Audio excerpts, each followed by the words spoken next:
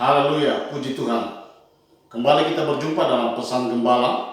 Dan sebelum kita mendengarkan pesan gembala, mari kita berdoa. Bapa di surga, kami mengucap syukur buat semua kebaikan dan kemurahan Tuhan yang terus kami alami. Dan saatnya kami akan mendengarkan firman-Mu lewat pesan gembala. Tapi sebelumnya Tuhan, sucikan, kuduskan kami, layakkan kami, sehingga kami boleh menjadi pelaku firman-Mu, melakukan apa yang Kau kehendaki. Dalam nama Yesus kami sudah berdoa, haleluya, amin. Pesan gembala saat ini berjudul mengandalkan Tuhan. Mari kita baca di dalam Yesaya pasal 31 ayat yang pertama. Celakalah orang-orang yang pergi ke Mesir minta pertolongan, yang mengandalkan kuda-kuda, yang percaya kepada keretanya yang begitu banyak, dan kepada pasukan berkuda yang begitu besar jumlahnya, tetapi tidak memandang kepada yang Maha Kudus Allah Israel, dan tidak mencari Tuhan. Saudara yang dikasihi Tuhan Yesus Kristus, Mesir menggambarkan tentang dunia, dan kereta serta kuda dan pasukan berkuda menggambarkan atau gambaran tentang kekuatan dunia. Firman Tuhan saat ini mengingatkan kepada kita semua agar kehidupan kita sebagai orang percaya tidak bergantung pada kekuatan yang ada di dunia ini. Saudara, firman Tuhan mengingatkan kepada kita semua untuk tidak bersandar atau mengandalkan apapun yang ada di dunia ini. Di dalam Yeremia 17 ayat 5, di sana dituliskan, terkutuklah orang yang mengandalkan manusia, yang mengandalkan kekuatannya sendiri, dan yang hatinya menjauh daripada Tuhan. Ini artinya Tuhan tidak menghendaki kita mengandalkan kekuatan yang ada di dunia ini. Tuhan tidak menghendaki kita mengandalkan pertolongan di luar daripada Dia. Tuhan tidak menghendaki kita berharap kepada sesuatu di luar Dia, seperti kekayaan, pangkat, jabatan, reputasi, popularitas, prestise, dan sebagainya, yang pada saatnya akan mengecewakan, karena semuanya itu tidak ada yang kekal.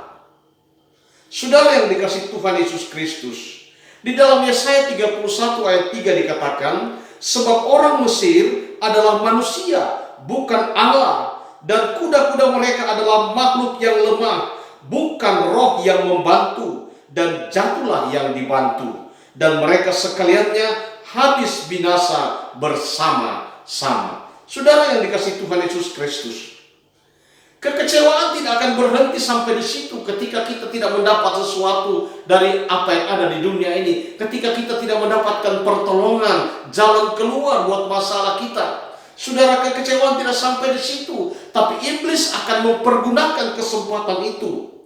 Saudara yang dikasihi Tuhan Yesus Kristus, iblis akan merasuki pikiran kita. Ya. Maka iblis akan membuat pikiran kita jadi kacau, saudara. Saudara yang dikasihi Tuhan Yesus Kristus, iblis akan merasuk pikiran dengan berbagai macam hal, seperti frustrasi, ada ketakutan, ada putus asa, ada rasa pesimis. Saudara, yang pada akhirnya manusia akan melakukan satu tindakan yang bodoh, yaitu bunuh diri. Beberapa waktu yang lalu kita mendengarkan ada begitu banyak public figure, artis-artis terkenal, mereka mati karena bunuh diri. Ada beban yang ditanggung yang tidak kuat, saudara, ditanggung. Membuat mereka putus asa, membuat mereka frustrasi. Padahal mereka orang terkenal. Mereka mengambil jalan pintas. Kenapa? Karena mereka mengandalkan kekuatan. Mereka mengandalkan reputasi. Mereka mengandalkan popularitas. Mereka mengandalkan kekayaan. Mereka lupa ada satu yang harus diandalkan dalam hidup kita, yaitu Tuhan. Saudara yang dikasihi Tuhan Yesus Kristus, hari ini kita diingatkan untuk tidak berharap pada dunia. Tetapi sebaliknya mari kita andalkan Tuhan. Dan kita menaruh pengharapan kita kepadanya. Sebab pengharapan di dalam Dia tidak pernah mengecewakan. Roma pasal 5 ayat 5 dikatakan pengharapan kita adalah pengharapan yang pasti, tidak mengecewakan. Itulah sebabnya Bapak Ibu Saudara yang dikasihi Tuhan, Mari kita mengandalkan Tuhan dalam segala aspek hidup kita. Apapun persoalan, apapun masalah kita, andalkanlah Tuhan. Sebab Dia selalu punya jalan keluar. Dia selalu memberikan kita jawaban dari segala persoalan, masalah yang kita hadapi. Yeremia 17 ayat 7 berkata, "Diberkatilah orang yang mengandalkan Tuhan, yang menaruh harapannya pada Tuhan." Saudara mau diberkati, berharaplah pada Tuhan. Taruhlah pengharapanmu kepada Dia, sebab pengharapan kita adalah pengharapan yang pasti. Andalkanlah Tuhan dalam segala aspek kehidupanmu, maka Dia pasti menolong engkau. Terpujilah nama Tuhan, diberkatilah kita semua yang mendengarkan dan melakukan firman Tuhan. Amin.